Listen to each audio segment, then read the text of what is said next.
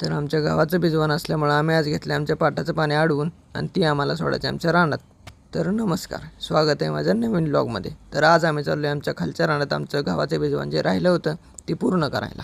रानात आल्यानंतर पहिला प्रश्न असा होता की आमचे जे सरातनं पाणी सोडायचे त्यात सगळी ढेकळं होती, ती आम्हाला सगळ्याच काढायची ती.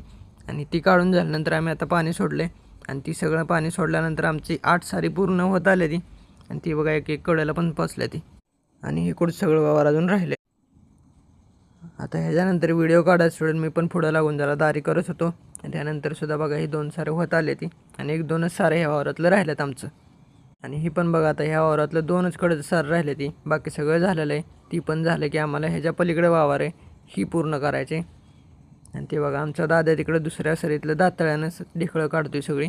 आणि ह्यात पण आम्ही आता पाणी सोडलं आहे, पण आता अंधार व्हायला आला आहे त्यामुळे मला वाटत नाही आज आमचं पाणी होईल म्हणून.